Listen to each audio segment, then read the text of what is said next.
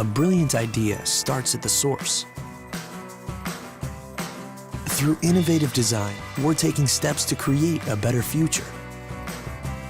Now, the pure fresh taste of Dasani comes in a redesigned bottle, up to 30% made from plants, and as always, it's 100%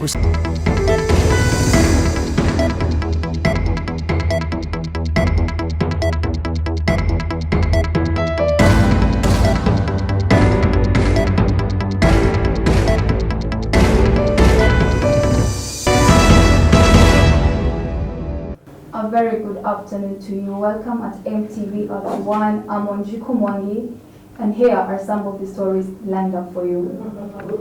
Reporting date for first semester 2020-2021 academic year who are undertaking online learning since 10th May 2021 are required to report at Mbagathi campus for face-to-face learning on Monday 12th July 2021. Following the regulation from the Ministry of Health, Alice Werimo has more for us.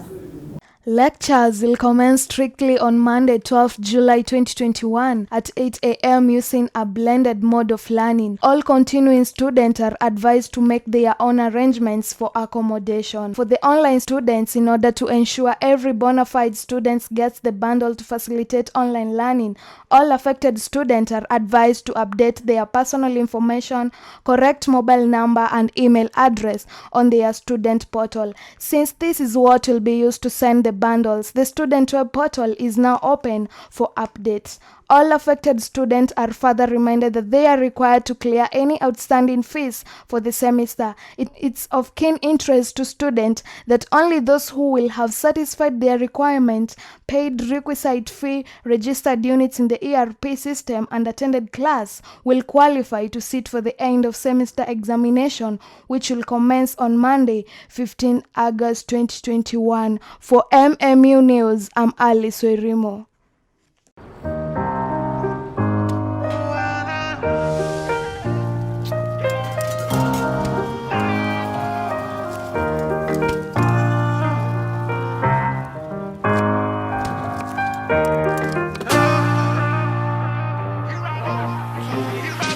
Say I'm a lucky man. I got everything I need right in front of me. It's the real thing. Every day is a dream. And you could say that I made it. And I'm feeling the love everywhere I go. It's amazing. But they ain't nothing like that feeling when I come back home. President Uhuru officially flags off the Tokyo Olympics team. Eric Kokonya has more for us. President Uhuru has this afternoon flagged off Kenya's first batch of athletes to travel to Kurume City in Tokyo, Japan, for the pre-Olympics training camp. National women's volleyball team, the Malkia Strikers, will be the first team to depart tonight, while the men's and women's rugby team will depart tomorrow and Saturday respectively. Meanwhile, the head of state will officially launch Kenyan kits to be used at the Olympics Games, with the Nike having produced a new design. I'm Kokonya Eric. Tough times as the cost of gas shoots up with the new tax measures which took place on 1st July. Putting food on the table is becoming more and more difficult for Kenyans, following a step in the rise of cooking gas. The government reintroduced 16% tax on gas, thus skyrocketing prices in all outlets. Our reporter Fancy has more details for us. National oil companies and small medium-sized players lock down holds on the universal funds. This has been increasing the accusation and counter-accusation between large operators and small and medium-sized in the sector. Kenyans are already feeling the burn that the gas has gone up by 60%. Large oil marketers, mostly multinationals, have resorted to unorthodox means to reclaim their market share. Cooking is going to get more expensive. MTV News, Cherop Kurkat.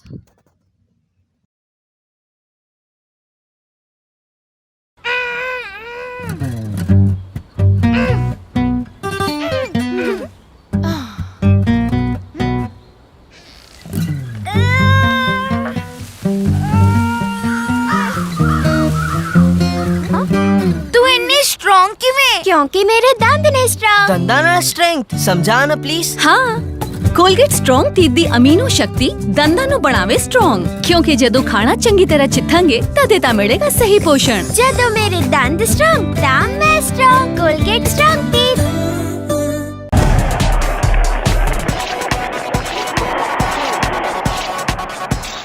On our sports news, Oliver Giroud finally looks like he is close to leaving Chelsea, with AC Milan close to reaching an agreement to sign the French striker. Amos Kipsang has more for us.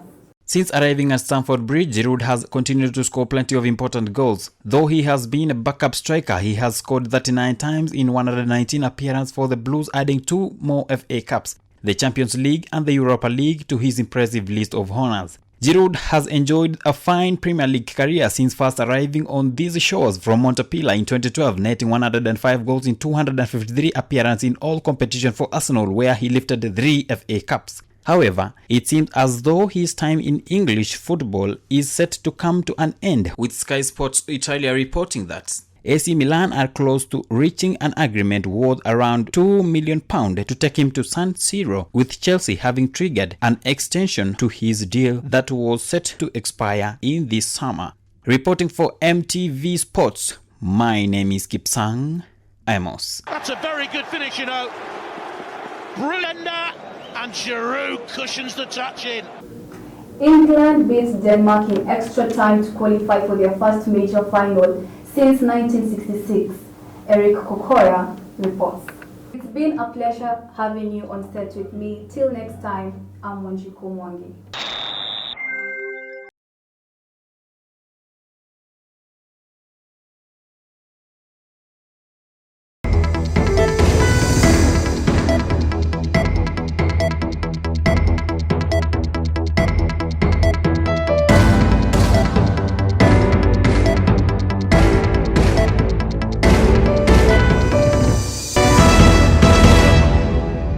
Jina langu ni Ibrahim Musa, karibu kwenye taarifa za saa moja.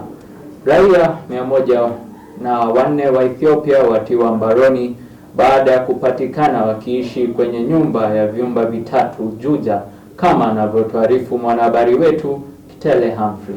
Kamanda wa polisi eneo la Juja Bidorothy Migarusha alisema raia hao wa kigeni walinaswa Jumatatu alfajiri wakiwa wamerundikana kwenye nyumba hiyo na wengi wao walishindwa kuwasiliana kwa lugha ya Kiingereza. Afisa huyo alieleza kuwa wakazi wa eneo hilo waliwashuku wageni hao ambao kwa muda wa wiki mbili wamekuwa wamejifungia mle ndani bila kuonekana nje.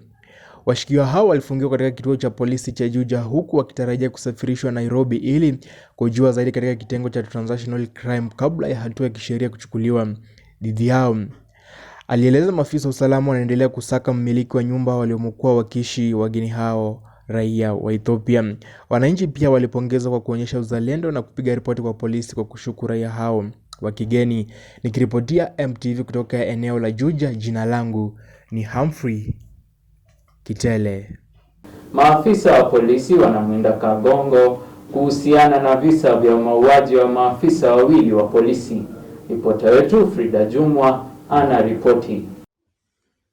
Maafisa wawili wa polisi wapatikana wakiwa wamefariki, kidole cha lawama kikimwekezea Kang'ong'o anayeshukiwa kutekeleza mauaji hayo. Baada ya mauaji hayo, Kang'ong'o inasemekana kuwa aliweza kutoroka. Hivyo basi, kikosi cha usalama nchini kinamtafuta. Mkuu wa polisi anasisitiza kuwa atakayemwona Kang'ong'o aweze kupiga ripoti katika kituo chochote cha polisi. Nikiripotia MTV jioni, jina langu ni Jumo Frida. Katika biashara, Wakenya wamelalamikia ukiritimba wa kampuni ya kusambaza umeme nchini Kenya Power, ambao kando na kuzorotesha ubora wa utoaji huduma umewasababishia baadhi yao hasara isiyoambilika.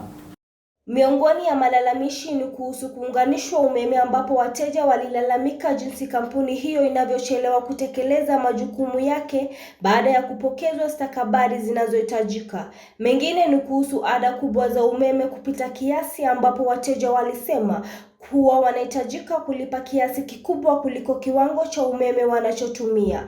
Kulingana na ripoti hiyo, malalamishi dhidi ya idara ya polisi wa kitaifa zilikuwa 12.2 ya jumla ya zilizopokewa, huku wizara ya ardhi ikiwa na 8.7 ya malalamishi. Wizara ya usalama wa ndani ilikuwa na malalamishi 8.6, mahakama 7.9, wizara ya elimu 3.1 na wizara ya afya ikawa na kiasi kidogo zaidi cha malalamishi kwa 1.3. Nikiripotia MTV, mie wenu Rahma Shanko.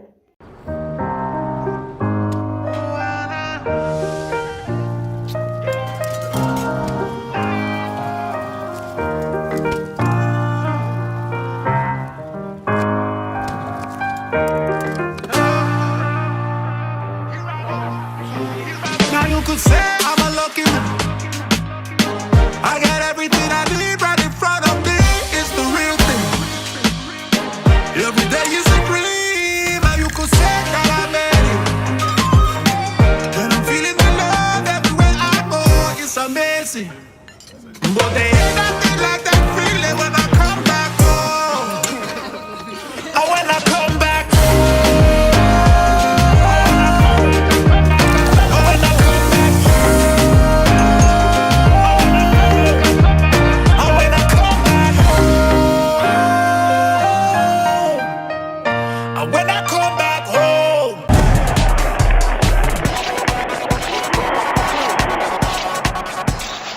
Na katika michezo, kocha wa timu ya Uingereza Gareth Southgate amesema kwamba kubwa zaidi katika malengo yake ni kuongoza timu hiyo kulinyakua kombe la dunia mnamo mwaka 2022. Kocha Gareth Southgate amesema kwamba kubwa zaidi katika malengo yake kwa sasa ni kuongoza Uingereza kunyanyua kombe la dunia mnamo mwaka 2022 kabla ya kuachilia mikoba ya kikosi hicho. Hii ni baada ya mkufunzi huyu mwenye umri wa miaka 50 kushindwa kusaidia kikosi chake kutoa taji la Euro mwaka huu katika fainali ya kwanza ya soka ya haiba kubwa Uingereza kushiriki tangu wanyakue kombe la dunia. Uingereza almaarufu The Three Lions walipokezwa kichapo cha mabao 3-2 kupitia penalti kutoka kwa Italia baada ya kuambulia sare ya bao 1-1. Southgate pia amefichua kwamba asingependa kurefusha zaidi kipindi cha kuhudumu kwake kambini wa Uingereza iwapo kikosi hicho kitashindwa kutia kapuni kombe la dunia kwenye fainali zijazo. Nikiripotia MTV Meza Sporti, langu jina ni Humphrey Kitele. Lionel Messi atasalia kuwa mchezaji wa timu ya Barcelona baada ya kikosi hicho kumtia katika orodha ya wachezaji ambao wamesajiliwa kukiwajibikia kwenye kampeni ya msimu ujao wa 2021-22 kama anavyotuarifu Alice Kwera. Mchezaji Lionel Messi anaelezea wakati wa kihemko Baba George alimwambia kazi yake ya Barcelona imekwisha. Ikoni ya Argentina ililazimishwa kuondoka Nou Camp na imepokea habari za kina kutoka kwa babake George kabla ya kukamilisha uhamasisho wa bure wa kushangaza kwa PSG. Lionel Messi ameelezea kwa kina wakati alipogundua kazi yake ya Barcelona ilikuwa imemalizika baada ya Baba George kufanya mazungumzo na rais wa klabu Joan Laporta. Mshindi huyo mara 6 wa Ballon d'Or alilazimika kuondoka Nou Camp baada ya miaka 21 kwa sababu ya kanuni za La Liga na usimamizi mbaya wa kifedha wa Kikatalani. Aliachwa akiumia kwani alikiri kuwa hataki kuondoka klabuni katika mkutano wa waandishi wa habari wa kuaga. Lakini ikoni ya Argentina iko tayari kwa changamoto mpya huko Paris Saint-Germain baada ya mkataba mzuri wa miaka 2 kufungwa haraka kwa mchezaji huyo wa miaka 34. Messi alifunuliwa rasmi kama mchezaji wa PSG wiki hii, lakini mpango wake wa awali ulikuwa kuendelea huko Barcelona. Nikiripotia MTV, langu jina ni Alice Werimu. Asante kwa kutazama siku huu, uwe na usiku mwanana. Jina langu ni Ibrahim Musa.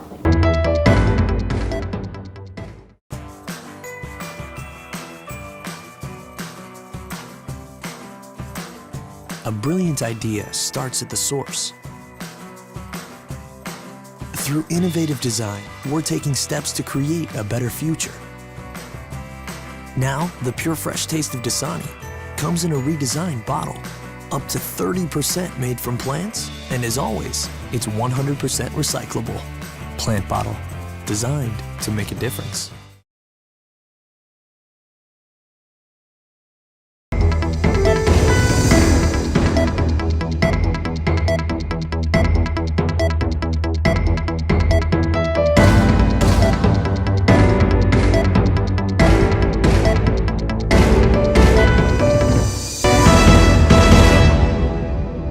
A very good evening. You're just in time for MTV News at 9. My name is Natalia Migizi and these are today's highlights.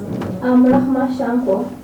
The High Court has temporarily barred widow Wambui Kolimo from managing estates until children from his previous marriage give consent. The late Bob Kolimo and Wambui tied the knot on 2016 on a private ceremony attended by close family and friends. Noziki Mwangi has the report. Former Safaricom CEO Bob Kolimo's widow Wambui Kameru will have to wait longer to know whether she'll be granted letters to solely manage her husband's property.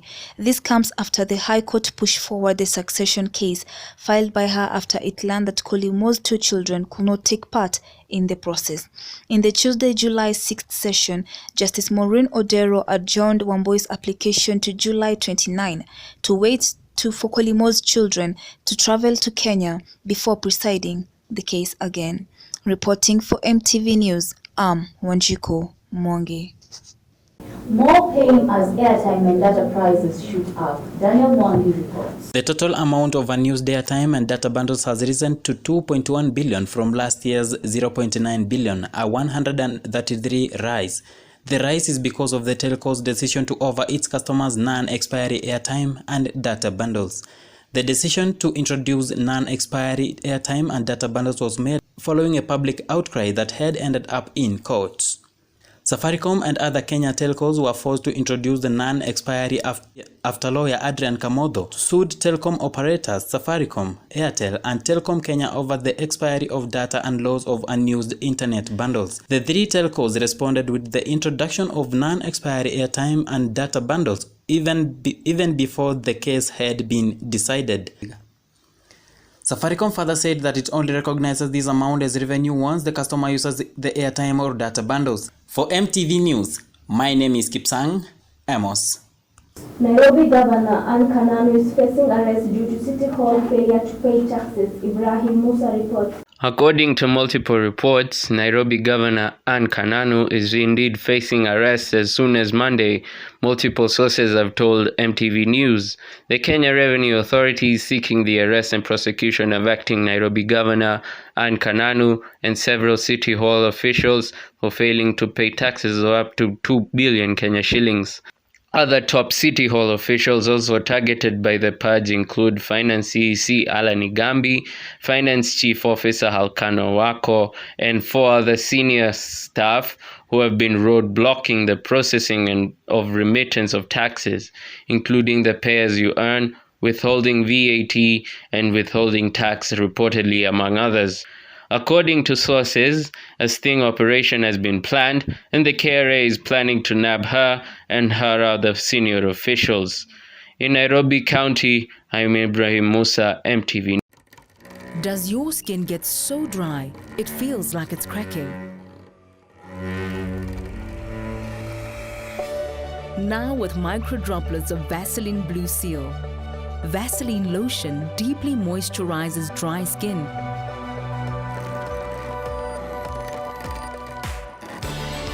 And keep skin smooth and restored for 3 times longer. That's the healing power of Vaseline. And in business, Kenya Railway starts SGR takeover from Chinese firm. Our reporter Daniel Mwangi has more story. The Kenya Railways Corporation has commenced the gradual takeover of operation on the standard gauge railway from Africa's Thea Railway Operation Company, amid concerns of high cost of keeping train moving. KRC Chairman Omuda Awita said the corporation had already assumed ticketing, security and fueling function on SGR passenger and cargo trains as part of the deal to fully run operation on the Chinese-funded and built track by May next year. KRC in 2017 contracted Afristar, a subsidiary company of China Road and Bridge Corporation (CRBC), to manage SGR operation and maintenance. Under the contract, the operator has the right to manage the ticketing system and any association software and hardware. The Kenyan government in 2020, however, reached a deal with Afristar to take over operation and maintenance by 2022. Reporting for MTV, my name is Kipsang Amos. Used vehicle importers sue to stop number plate rule, as our reporter Humphrey Kitele reports. Importers of used cars have gone to court seeking to stop a requirement that their vehicles be assigned registration number plates at the point of clearance and not when selling them. They say this has put them to a disadvantage if they take months or years to sell their vehicles in a market where buyers prefer the latest number plates. This, they say, forced them to offer discounts which can amount to losing their entire margins of 50,000 to 20,000 per unit on vehicles that may not be older but were imported earlier and do not bear the latest number plates. The Car Importers Association of Kenya say used vehicle importers are being discriminated against since formal dealers and other importers of new cars are allowed to register their vehicles at the point of sale. The revivals who are allowed to keep their importers at the bonded house are also not required to pay custom and excise duty before the vehicles are sold. Reporting for MTV, I'm Humphrey Kitele.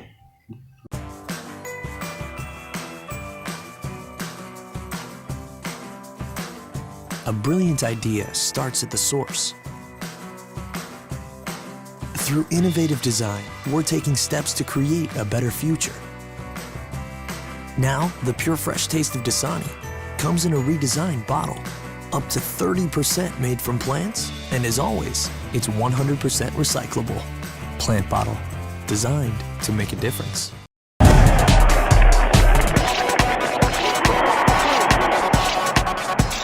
And for sports news, 4 Olympic characters held in Tokyo over cocaine. Our reporter Amos Gibson reports. Tokyo police confirmed they had arrested 2 US and 2 British citizens earlier this month on allegation of having ingested cocaine in violation of drug laws, though they did not specify the date of arrest. The International Olympic Committee said the arrests were an individual issue and question for the local justice authorities. Reporting for MTV, my name is Kipsang Amos. It's been a pleasure having you with us tonight. My name is Natalia Mikizi. And I'm Rahma Shanko.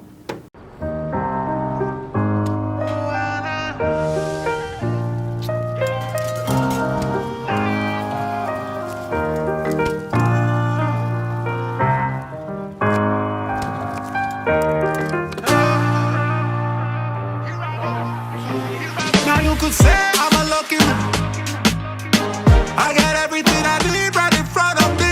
It's the real thing. Every day is a dream. Now you could say that I made it. And I'm feeling the love everywhere I go. It's amazing.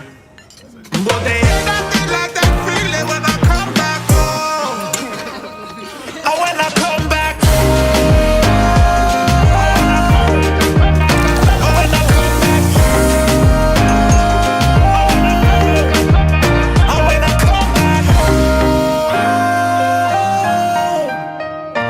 when I come